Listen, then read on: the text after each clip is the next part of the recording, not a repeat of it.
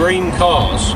Right mate, what's your dream car? We've all got a dream car. Everyone says, what's your dream car? Immediately you've got something you go to. Sometimes it changes, but mine has been pretty much the same for the last, well, since these came out basically.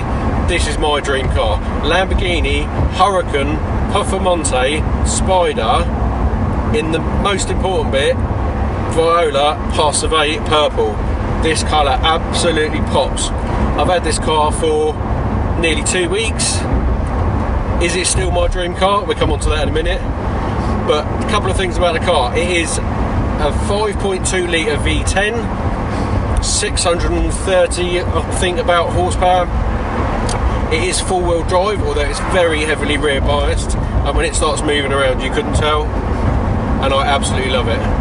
When you first start the car, it's in Strada mode, which is like comfy mode. The exhaust valves are shut and the suspension is in the softest setting. Really nice and easy to cruise around in, super easy. Have it in automatic, but if you want a bit of action, go to sport mode, opens the valves, off the gear.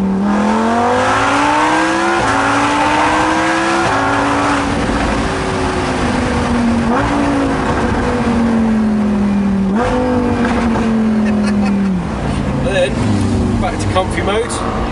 It's like it's in hybrid mode.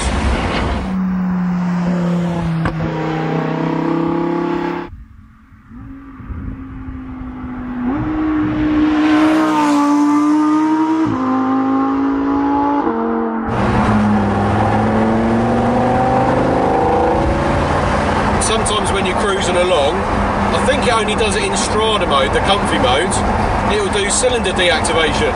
So either it shuts down 5 cylinders across the banks, or it shuts down 1 bank. I need to look that up.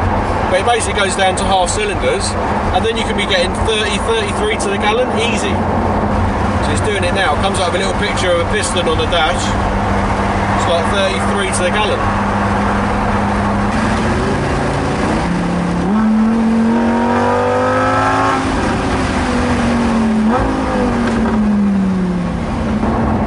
I have taken to wearing a hat because I feel like this car is pretty cool and everyone looks at it, but I know that I am not cool because I'm old and fat and grey and bald.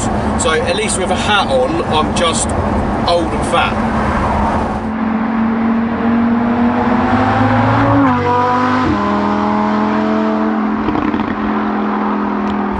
One thing I was expecting it to feel is really big and really wide, but actually it's not. It feels much narrower than something like the AMG GTR Pro. Also, there's quite a lot of width in here, even though the car is not mega wide. There's like a good bit of space in between the seats. Something like a Ford GT, the seats are really close together, even though the car is really wide, but actually the seats are quite a long way apart. There's a nice bit of room in it. I mentioned that everyone loves this car. I get more comments on the colour than the actual car, but everyone loves it. Wherever you stop, up at the garage, fill up with fuel, or park outside the shops, or anywhere, people will come and comment on the car, ask to take pictures of it. I've had kids chasing me down the road going, mate, oh nice car mate. People tooting, coming the other way, putting their thumbs up. People hanging out the window, trying to video you, take pictures. Not everyone, but I've had it a lot.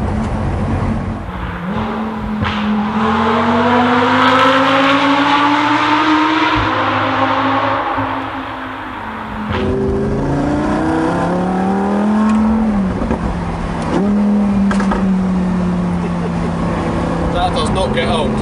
With the exhaust valves open, it's not popping and banging all the time like it would do with the M140 with a pre-map on it.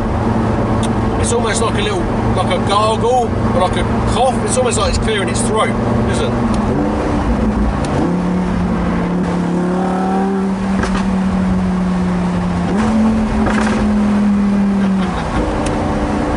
It's like little pop. It's not bangs. It's like little pops and crackles. People flashing their lights, waving at me, they love it. Lambo friends.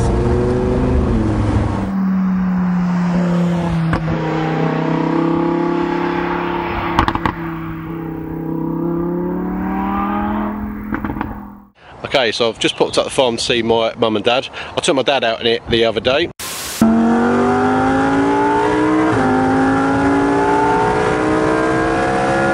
Yeah, but this windscreen's made for when you're doing 150, isn't it? This will do 201 with the roof down. Will it? Yeah. Yeah, well that's what it's made for. Oh, of course.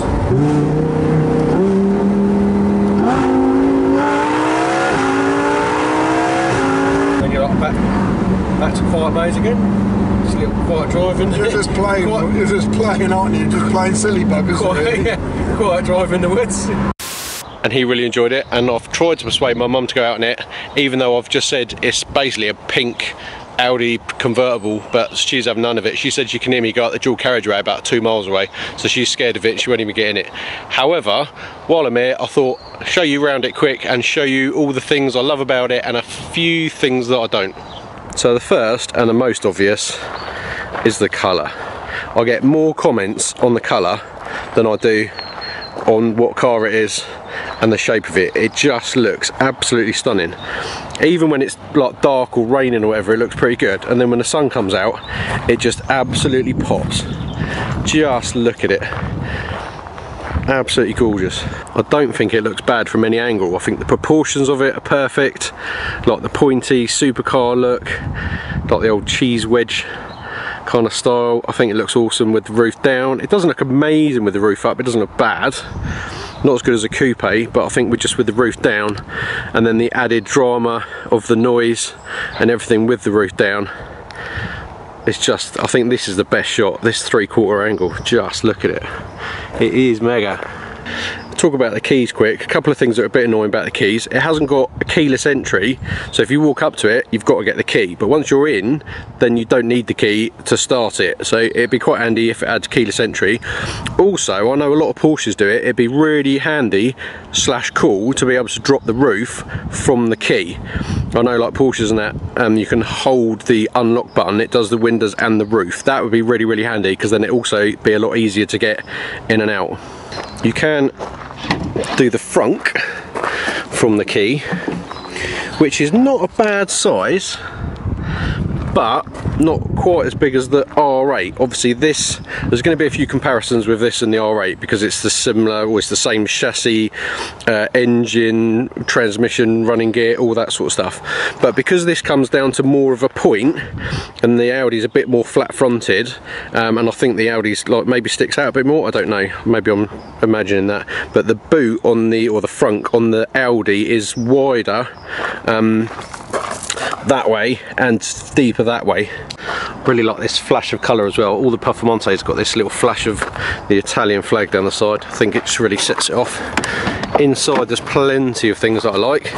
I love that the purple has been carried over from the outside into the inside. You've got Performante on the seats. I think that's really nice. Also, I really like buttons. Everything now that's brand new, the whole centre console is a great big screen, or the great big screen up on the dash. This has actually got buttons and no screen and a little screen in the dash, and there's buttons, but it doesn't look buttony, if that's a word, because it's kind of all flat and all the buttons are touching. It doesn't look like there's loads and loads of buttons, but there is a button for pretty much everything. Plus I really like these kind of fighter pilot style switches here. That's really cool. Something that started out a little bit annoying, but I got used to it quite quickly, there is no indicator stalks or windscreen wiper stalks or anything. It's all on the steering wheel. But it's actually really easy. So you've got like a left and right and a cancel, and when you move the wheel and straighten up it does cancel itself. But a couple of things which are a bit annoying, for example, if you come up to a roundabout, put your right hand indicator on, go around the roundabout and you've got the steering wheel upside down, and then you want to indicate left because you're coming off the roundabout, the indicator is then over this side, but you've got to press it effectively right because it's upside down. So that takes a little bit of getting used to. Also the windscreen wiper switches are this side, more, less, and the squirt, but I can't find a way to just do like one wipe, which is sometimes quite handy. So you've effectively got to turn it on and then turn it off. But it also doesn't say on the dash what it's in. It doesn't say if it's in auto or on or fast or whatever, so that would be handy to have it on the dash. These blanks here should be cruise control, but it hasn't got it, and it would be handy to have cruise control because the driving position is a little bit, the pedal is a little bit towards the middle of the car. This wheel arch comes in quite a lot, so the accelerator pedal is sort of in the middle of the car, so I end up getting a bit of knee ache on like longer runs, but first world problems, right? Also, there does seem to be less room in here than an Audi R8, even though it's somehow the same chassis, so I don't really know how that works, which then means the seat effectively doesn't go far enough back. So I'm a tiny bit cramped, but not bad. It's a sacrifice that I'm willing to make. It's another car where the paddles aren't fixed to the steering wheel, which they are really big paddles. Let me come around this side. They do go round quite a long way, so even if you have got a load of steering wheel lock on, you can get to the paddles usually, but sometimes you have to take your hand off the wheel to get to the paddles, which is a bit frustrating. I don't really know the benefit of having them on the steering column and not on the steering wheel. They do look super smart, but there's almost enough room in there. You could actually fit like an Audi R8 steering wheel and fit the have the buttons on the steering wheel and the big paddles as well. I don't know why you'd want to do that. Just swap the Audi badge over for the Lamborghini badge. Maybe it'd work, I don't know. Nice big rev counter, got your temperature, fuel, outside temperature, miles left, time, speed, it's all up there, which is really, really handy. If you go to sport mode, it all turns to yellow, makes it all a bit more ferocious. And if you go Corsa, it then turns into like Venom mode. I don't know, it looks like pretty angry, ready for action. Something else that I really like here as well is you've got oil pressure, oil temperature, and your battery. So when you start driving up the road, within about 5 minutes your water temperature has come up to where it should be, but your oil temperature, which is your lifeblood of the engine, is still right at the bottom. So just based on the water temperature, you want to give it the full beans, but actually your oil is still really cold, so you can wait till that warms right up before you give it maximum attack. Steering wheel is actually quite small, it's lovely. It's all Alcantara, nice soft touch, and again up here this is all Alcantara, and it's just a lovely place to be. And then you've got this carbon everywhere, and it's just, and again you've got the leather, purple leather, brings in the colour from the outside, purple stitching. It's just it's just lovely. Everyone absolutely loves it, and most of all me. There's no gear selector here like there would be on like an R8 Spyder. It's all done on this little switch here. So it starts in Strada, which is your quiet mode, then you go into sport mode, which then opens the valves and makes the suspension a bit stiffer, and then you go full super duper sporty mode, which makes the suspension a little bit more stiff. There's quite a big jump between Strada and Sport in terms of noise and how stiff the suspension is. It's actually quite comfy in Strada. When it goes to Sport, it's then valves open. When it goes to Corsa, the valves are still open, so it's not really any noisier. But in Corsa, it won't change up for you. But if you're in Sport, if you get to where you're going to hit the limiter, it won't let you hit the limiter, and then it'll change up. So if you do go to Corsa, you have to be on it with your gear selector. The main annoyance about this system, which on the R8 you've got extra controls down here, is that you can select how you want your exhaust and your suspension settings independently, because I'd actually quite like to have it in the comfy suspension but the noisy exhaust, but I can't have one or the other. Whereas on the Audi you can have like your mag ride, I think it's got 2 different settings, and then the exhaust is I think the exhaust on the steering wheel, actually exhaust is open or shut, so it'd really be nice to have the exhaust open but still in the comfy mode. But again, first world problems. I guess they think if you're driving around in your Lamborghini you should have it in noisy and super sporty all the time. I mean, just look at this colour. It's purple and blue and lilac, violet, got a bit of silver fleck in there, pink. It's just a bit of everything. It is fantastic. These seats are the comfy seats, and they are incredibly comfy, really nice and soft, lovely bit of lumbar support, if you're like me and you're old and you've got a bad back. But yeah, they're really, really nice. The only downside is I've been told, because they're the comfy seats, they don't go quite low enough. The carbon seats sit a little bit lower, but they're more uncomfy, so I've been told. I'd like to sit in the carbon buckets just to see the difference, but they don't recline, but they do go a bit lower.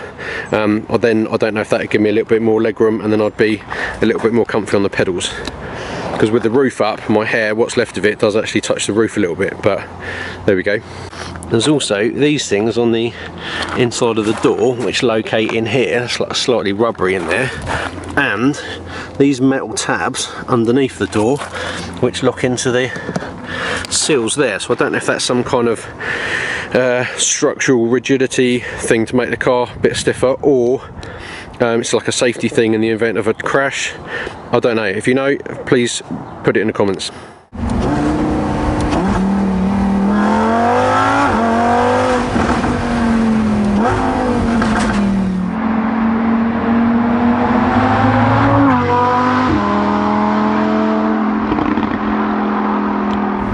It's very easy to drive fast.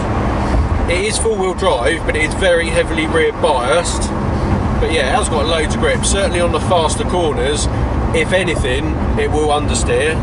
But certainly if you've got quite a lot of lock on at slower speed, the back will try and come out, especially if the tyres are cold. Steering feels really nice and neutral.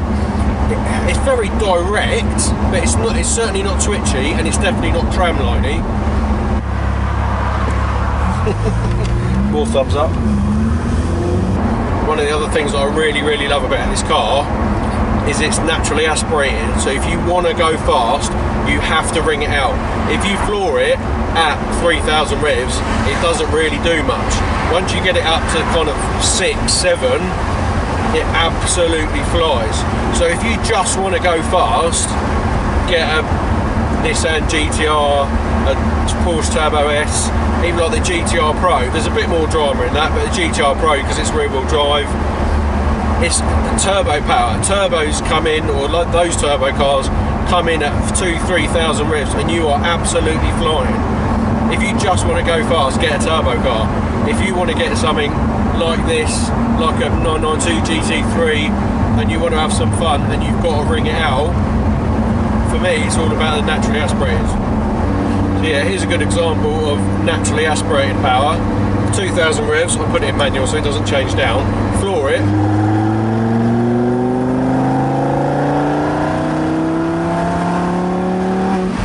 Starts to get into its stride at about 4.5, 5.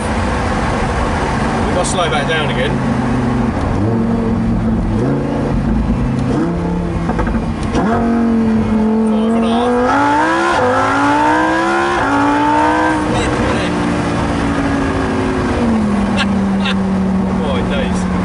Nothing behind it, slow right down, let's go seconds. So at 2,000 revs, if I floor it.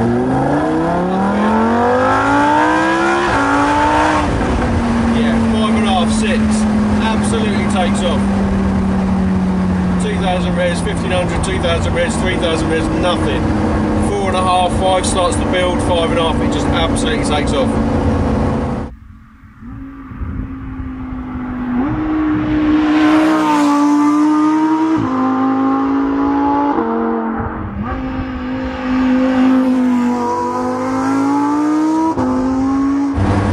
Just having the roof down just adds to the drama. The fact that you have to ring it out, and you've got the noisy exhaust, so the roof down, so you've got the noise and the wind, just the drama, the occasion.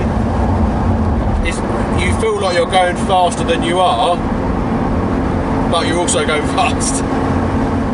To look at, it looks like it should be really hard on the roads, real track focused, really crashy and stiff and uncomfortable. Honestly, it's one of the most comfortable cars I've ever driven. It's so good. Like GTR Pro that I had a couple of weeks ago, in the fully comfort setting, is harder than this in the sport setting. Honestly, it rides absolutely beautifully. I've had this car for nearly 2 weeks. I've driven it every day. Is it still my dream car?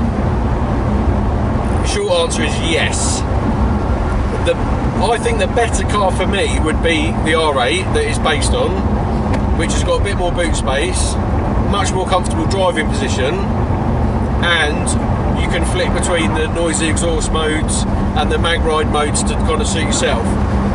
But the main reason I'd get this is everybody else. People love it. The comments you get on it, the thumbs up, wherever you park it, people come over and start a conversation about it. The joy this car brings to other people, I haven't got bored of it. Maybe I would after a while, but I've just not got bored of the joy that it brings others, and that's why I love driving it around.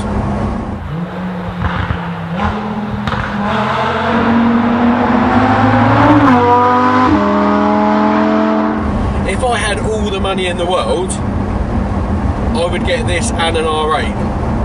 And the way that I would sum that up is, I would have this as a weekend car, potter around car, go and take it to some shows, just get it out there for people to see. But an R8 Spyder would be a road trip car, maybe a track day car, or like a petrol head tours car, because of the better driving position and the more luggage space. So yeah, in conclusion, I need both. I just want to say a massive thanks to my buddy Jana for allowing me to drive this for the last 2 weeks. He's just the most generous man in the world. He's just let me, yeah, just go and do whatever, drive it around, take it to car shows, whatever you want to do. Honestly, mate, hand on heart, thank you ever so much for letting me borrow your car. My dream car, it's just that you currently own it. One day. And also a massive thanks, as always, to my buddy Dom, the cameraman, for all the tracking stuff, drive-bys, helping with all the super sick shots. Thank you, buddy. So there we go, guys. I hope you enjoyed that video. I certainly enjoyed driving around in my dream car for the last 2 weeks. What's your dream car? Put it in the comments below. Also, if I've got anything wrong, let me know in the comments. Also, and just if you enjoyed it, give me a thumbs up. Subscribe if you haven't, please subscribe. My YouTube channel is growing slowly, it's heading in the right direction, but if you haven't subscribed, please do. And I'll see you on the next one, although I probably won't be driving a Lamborghini, I'll probably be welding up my MX-5 again or something like that. So there you go, like, share, subscribe, tell your friends, etc, etc. We're coming up to a national speed limit, and I'll see you on the next one.